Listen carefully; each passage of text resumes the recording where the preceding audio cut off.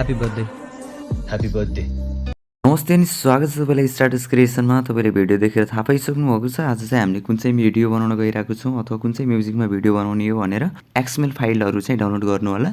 XML file download गर्नको लागि तपाईँले डिस्क्रिप्सनबाट पनि डाउनलोड गर्न सक्नुहुन्छ। प्लस यदि टेलिग्राममा हुनुहुन्छ भने टेलिग्राममा पनि जोइन भएर तपाईँले डाउनलोड गर्न सक्नुहुन्छ। सबैभन्दा सुरुमा तपाईँले डाउनलोड गरिसकेपछि कसरी एक्सएमएल फाइललाई चाहिँ हामीले अलाइट मोसनमा ल्याउने है त्यसको बारेमा सिकाउनेछु। सबैभन्दा सुरुमा जस्तै मैले एक्सएमएल फाइललाई यसमा राखेको छु, त्यसलाई तपाईँले थिचिराख्नु होला र सेन्डमा क्लिक गरिसकेपछि सेन्डमा गएपछि तपाईँले अलाइट मोसनमा क्लिक गर्नु होला है। यो चाहिँ हाम्रो इम्पोर्ट हुनेछ। अनि त्यसपछि तपाईँले जुन जुन फाइललाई इम्पोर्ट गर्नुपर्ने छ त्यसलाई तपाईँले इम्पोर्टमा राख्नु होला। अनि एउटा चाहिँ मैले एउटा सेक इफेक्टलाई पनि इम्पोर्ट गर्नेछु है। यसलाई चाहिँ मैले अलाइट मोसनमा इम्पोर्ट गरिसकेपछि थोरै ब्याक आउनुहोस्। ब्याक गरिसकेपछि तपाईँले अब सबैभन्दा सुरुमा अलाइट मोसनमा जानुपर्ने छ। अलाइट मोसनमा गइसकेपछि जुन हामीले म्युजिक बिटहरू रहेको छ सबैभन्दा सुरुमा म तपाईँलाई प्रोजेक्टमा जान सिकाउने छु है। र प्रोजेक्टमा जानुभन्दा पहिला तपाईँले यसमा चाहिँ प्रोजेक्टहरू हेर्नु होला जुन हामीले इम्पोर्ट गरेको थियौँ त्यो फाइल हेर्नु होला है। मेरो यसमा चाहिँ तीनवटै आइसकेको छ र अब चाहिँ जुन हाम्रो न्यू प्रोजेक्ट 6 थियो त्यसलाई ओपन गर्नु होला। ओपन गरिसकेपछि अब चाहिँ हामीले के गर्नेछौँ त प्लस आइकनमा क्लिक गर्नुहोस् र त्यसपछि सेपलाई लिनुहोस् है। सेपलाई लिइसकेपछि तपाईँले यसको एरियालाई बढाउनु होला र कलर एन्ड फिलमा गइसकेपछि ग्रेडियन्टमा जानुहोस्, रेडियल चुज गर्नुहोस् र बिचको एरियामा ल्याउनुहोस्। यसलाई पनि यो ब्ल्याक एरियालाई अघि गरे जस्तै हामीले यसमा क्लिक गर्नुहोस् र यसलाई पनि बिचमा ल्याउनेछौँ। जुन ब्ल्याक एरिया छ त्यसलाई चाहिँ हामीले कलर कुनै पनि पिङ्क कलर राख्नुहोस् अथवा व्हाइट कलर राखिहेरौँ र जुन साइडमा व्हाइट छ त्यो साइडमा चाहिँ हामीले कुनै पनि एउटा कलरहरू चुज गर्नुहोस् है।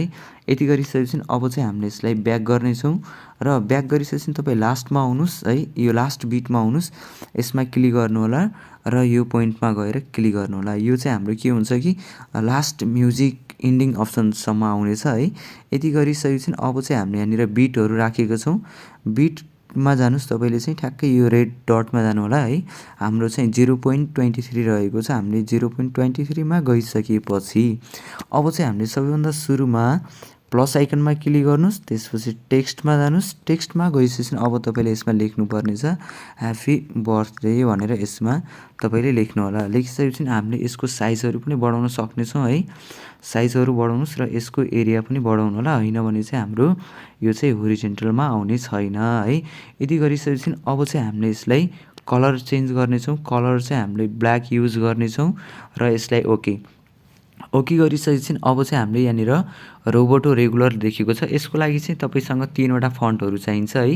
त्यसको लागि चाहिँ मैले यसमा फन्टहरू पनि लिङ्क राखिदिएको छु डिस्क्रिप्सनमा, तपाईँले त्यहाँबाट पनि डाउनलोड गर्न सक्नुहुन्छ। जस्तै सबैभन्दा सुरुमा हामीले यसमा क्लिक गर्नेछौँ, फन्ट चेन्ज हुनेछ। प्लस फेरि हामीले गएर यसमा चाहिँ फन्ट साइज बढाउनेछौँ है। फन्ट साइज बढाउनु होला। फन्ट साइज बढाइसकेपछि अब चाहिँ हामीले फेरि यसको एरिया चाहिँ यहाँसम्म आइरहेको छ। ओके यति गरिसकेपछि फेरि ब्याक आउँ। ब्याक आइसकेपछि हामीले चाहिँ यसको ड्युरेसन चाहिँ यहाँनिर राखेको छौँ है। यसमा क्लिक गर्छौँ र बिचको अप्सनमा स्प्लिट गर्नेछौँ है। स्प्लिट गरिसकेपछि यो एरिया रहेको छ, यसलाई डिलिट गर्दा नि हुन्छ अथवा तपाईँले कपी गरेर राख्नुहुन्छ भने पनि ठिक छ। हामीले यसलाई चाहिँ अब ठ्याक्कै बिचमा लगेर राख्नेछौँ है। बिचमा लगेर राख्नु होला र प्लस फेरि हामीले प्लस आइकनमा जानेछौँ र टेक्स्टमा जानेछौँ। यसमा चाहिँ हामीले कुनै यस अथवा डी टेक्स्ट लेख्नु होला र फन्ट साइज बढाउनु होला सबैभन्दा सुरुमा। र फेरि अघिको जस्तै हामीले रोबोटो रेगुलरमा क्लिक गर्नुहोस्। यो भनेको फन्ट हो। फन्टमा गइसकेपछि हामीले यसमा क्लिक गर्नेछौँ है। यसमा चाहिँ यस भन्दा पनि हामीले यसको लागि हामीले एउटा बर्थडे भन्ने चाहिँ यहाँनिर क्लिक गर्नुहोस् है। अनि त्यसपछि तपाईँले यस अथवा डी लेख्नुहोस्। यहाँनिर केकको साइज आउनेछ। केक चाहिँ अब केकको साइज पनि हामीले बढाउनेछौँ र फन्ट पनि हामीले यसमा कुन चाहिँ ब्ल्याक राख्नेछौँ र ओके यति गरेपछि तपाईँले यहाँनिर राख्नुहोस्, ट्रान्सफर्म गर्नुहोस्। यसको साइज अझै बढाउनु चाहनुहुन्छ भने अझै बढाउन सक्नुहुन्छ है, होइन भने हामीले यतिको ठिक छ। र यसलाई प्लस आइकनमा क्लिक गर्नुहोस् र फेरि ब्याक आउनुहोस्। ब्याक गरिसकेपछि हामीले फेरि यहाँनिर बिट राखेको थियौँ, यसलाई चाहिँ हामीले के गर्नेछौँ स्प्लिट गर्नेछौँ र यो बाँकी रहेको डिलिट गर्नेछौँ। डिलिट नगर्दा नि केही फरक पर्दैन है, पछि चाहिँ हामीले फेरि मिलाउनु पर्ने नै हुन्छ। र फेरि यहाँनिर चाहिँ हामीले यसैमा जानेछौँ र मैले चाहिँ यसलाई फेरि मिलाउने कोसिस गरेँ है। अथवा तपाईँले यसलाई नमिलाऊँ छोडिदिउँ यतिकै। र हामीले यसमा प्लस आइकनमा फेरि क्लिक गर्नेछौँ, टेक्स्टमा जानेछौँ। प्लस अब चाहिँ यसमा हामीले डी लेख्नेछौँ र कलर चाहिँ हाम्रो कुन चाहिँ ब्ल्याक हुनेछ। ब्ल्याक भइसकेपछि फेरि हामीले यहाँ चाहिँ फन्ट चेन्ज गर्नेछौँ। फन्ट चेन्ज गरिसकेपछि हामीले चाहिँ यसमा क्लिक गर्नुहोस् र यसको साइज फेरि हामीले बढाउनेछौँ। साइज बढाइसकेपछि तपाईँले यसको एरिया पनि बढाउन सक्नुहुन्छ र यसलाई चाहिँ तपाईँले यहाँनिर राख्नुहोस्। हामीले डी भन्दा पनि याच राखी हेरौँ न। ल याचमा ठिक छ। ओके यति सरी यसलाई चाहिँ हामीले यहाँनिर राख्नेछौँ र यसलाई पनि हामीले टिक मार्क लाउनुहोस्। टिक मार्क लगाइसकेपछि अब यसको एरिया पनि हामीले यहाँसम्म राख्नेछौँ, यसको बिटसम्म है। यसलाई तपाईँले स्प्लिट गर्नुहोस्। मैले चाहिँ अहिले यसलाई चाहिँ यहाँनिर नै स्प्लिट गरिदिएको छु है, स्प्लिट। र अब तपाईँले फेरि अघिको चाहिँ हामीले डिलिट गरेर राखेको छौँ भने यसलाई चाहिँ थोरै यो साइडबाट मिलाइहेरौँ, यति भएको छ। र यसलाई चाहिँ हामीले फेरि के गरौँ, डुप्लिकेट गर्नुहुन्छ भने डुप्लिकेट गरेर गर्नु होला, होइन भने तपाईँले फेरि प्लस आइकन टेक्स्टमा जानुहोस्। अघिको जस्तै हामीले फेरि यसमा ह्याप्पी बर्थडे भनेर लेख्नेछौँ। सरी यसलाई पनि हामीले फन्ट कलर ब्ल्याक अनि त्यसपछि फन्ट साइज ओके। तपाईँले यसलाई चाहिँ के गर्नु होला भने चाहिँ हामीले बिट भनेको चाहिँ ह्याप्पी बर्थडे चाहिँ यहाँसम्म राख्नुपर्नेछ। यसमा क्लिक गर्नुहोस् र यसमा क्लिक गर्नु होला र त्यसपछि फेरि तपाईँले नेक्स्ट लेयरमा क्लिक गर्नुहोस्, यसमा क्लिक गर्नुहोस् र अर्को लेयरमा पनि क्लिक गर्नुहोस्, यसमा क्लिक गर्नु होला। क्लिक गरिसकेपछि अब चाहिँ हामी के गर्नेछौँ, यहाँनिर गएर चाहिँ स्प्लिट गर्नेछौँ है। स्प्लिट चाहिँ हामीले तिनटैलाई गर्नेछौँ। यसमा जानुहोस् अनि यसलाई पनि स्प्लिट गर्नेछौँ, यसमा पनि क्लिक गर्नुहोस् स्प्लिट र बर्थडेमा पनि क्लिक गर्नुहोस् स्प्लिट गर्नुहोस् है। र अब चाहिँ हामीले फेरि के गर्छौँ त, यहाँनिर गएर यसलाई पनि फेरि स्प्लिट गर्नेछौँ र यसमा जानुहोस् फेरि स्प्लिट गर्नुहोस् र यसमा गएर पनि स्प्लिट गरिहेरौँ। अब चाहिँ हामीले टोटली सबैमा आइसकेको छ है, एउटै इफेक्टहरू छ सबैमा चाहिँ। भनेपछि अब हामीले यसमा चाहिँ एउटा गर्नुपर्ने भनेको यो छ इफेक्ट, जुन हामीले अघि नै इम्पोर्ट गरेको थियौँ। सरी अब चाहिँ हामीले त्यो इम्पोर्ट गरेकोलाई चाहिँ यसबाट इफेक्टहरू यो होइन, हामीले जुन इफेक्टहरूबाट चाहिँ इफेक्ट राख्नेछौँ त्यसलाई चाहिँ हामीले सबैभन्दा सुरुमा यसमा जाऊँ, बर्थडेमा है, ह्याप्पी बर्थडेमा क्लिक गर्नुहोस्, इफेक्टमा जानुहोस्। इफेक्टमा गएपछि तपाईँले 3 डटमा जानुपर्ने छ र कपी इफेक्ट गर्नुपर्ने छ। कपी इफेक्ट गरिसकेपछि पुरै ब्याक आउनुहोस् है, अझै ब्याक आउनुहोस्, जुन ठाउँमा हामीले बनाइराखेको छौँ त्यसमा जानुहोस् र अब चाहिँ तपाईँले ह्याप्पी बर्थडेमा क्लिक गर्नुहोस्, इफेक्टमा जानुहोस् अनि त्यसपछि 3 डटमा जानुहोस् र यसमा पेस्ट गर्नुहोस् है। अघि नै हामीले त्यसमा कपी गरेका थियौँ, अब हेर्नु त यसमा हामीले यसरी राख्दाखेरि यो रेड एरिया हुनेछ होइन त।